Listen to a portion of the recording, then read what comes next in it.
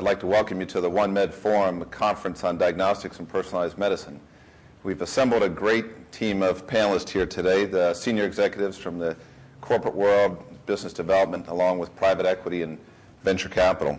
There are too many platforms, and especially, the 500 deals you get, I probably look at a few hundred as well. 3/4 of them are new platforms. And if the platform doesn't have enough content, you're never going to get it profitable, and you're never going to get scale. So that's the hard part. We, ideally, just like you, would like to buy content that can go on the existing platforms. Now, there's not too many of those out there, so that's what makes it hard. The other problem in the US is actually that on the content side, our regulatory groups look at it a little bit differently than regulatory groups in startups. Moving forward, the vision that we all have for molecular diagnostics and personalized medicine is getting more bigger players involved. And I think GE coming in and stepping and making that acquisition is great. And then I know that some folks around me are thinking more clinically about molecular diagnostics, which is encouraging. And then the other point I would make on the M&A is the acquisition of Avid by Lilly, because I think that where we can see players driving this industry is a couple different sides, the tools, equipment side, which a lot of folks around here represent, and then there's the pharma side. And to see pharma pay that much for a molecular diagnostic company from someone who builds a lot of them is quite encouraged. We think that, among the players that are there now, we think that there's going to be some technology differentiation over the next couple of years, and that will form the basis of a very sustainable competitive advantage. And then we also think the informatics side of the equation is going to be huge. Yeah. That the amount of information, the amount of data is going to be overwhelming, and the opportunity to find sort of clinical relevance for all that data is going to be huge, but it's going to be difficult, and it's going to be much more difficult than it is in the research side. Right. Where research side you find a correlation or two. On the medical side, as Risa can speak to, because she's built companies around this proposition. On the medical side, you have to do a lot of data collection. I think there's a couple areas we haven't done anything. One is neuropsychiatric. We're still looking at stuff there.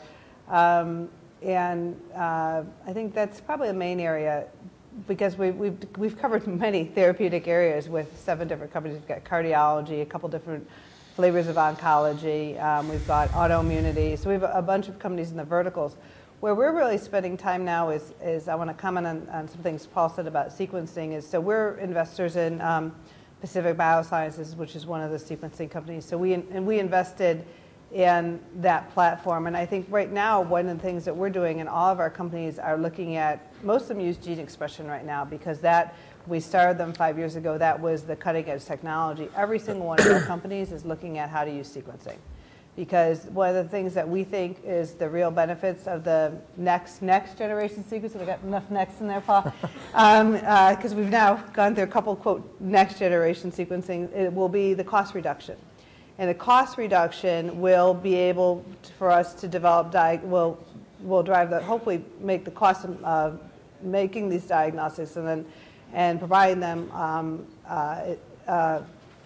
cheaper, which will then enable the development of more diagnostics. So we think sequencing plays a huge role, because we will then be able to develop our diagnostics more cheaply, but there also may be new diagnostics that we can develop with sequencing. So that's something that we're thinking about. But I guess, for me personally, I'm on to the next platform, and I think I've heard Paul say sequence to function.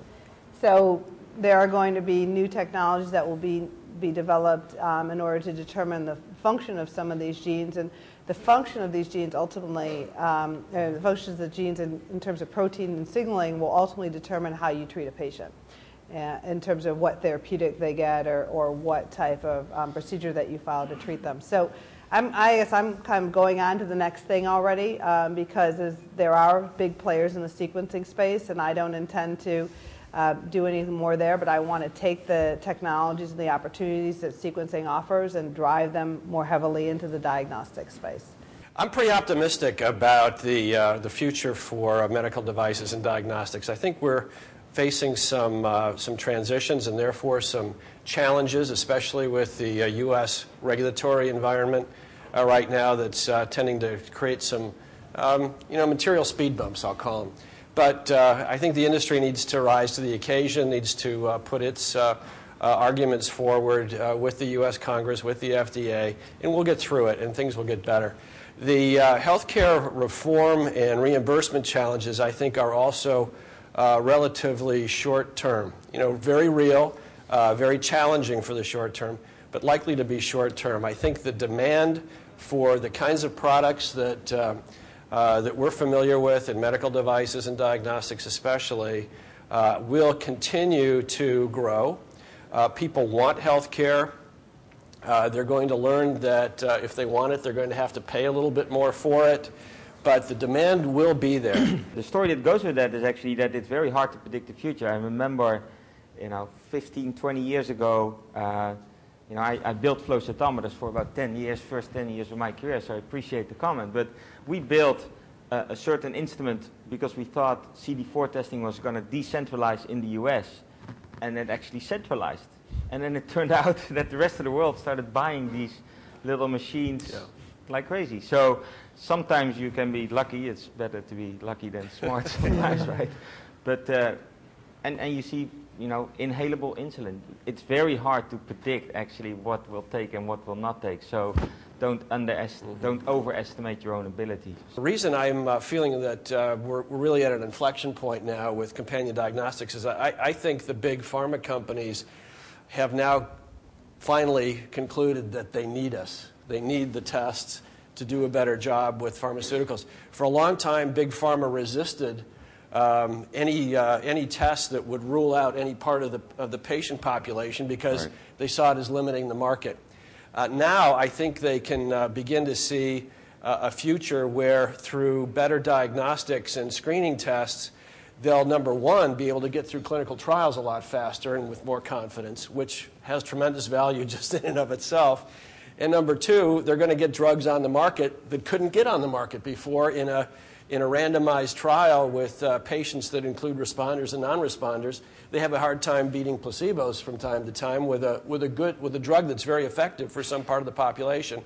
Now with good companion diagnostics, I think pharma gets some new prospects for growth, better confidence, better certainty, and I think diagnostics very appropriately starts coming into its own in terms of the overall value and respect that we get in the overall field of clinical medicine.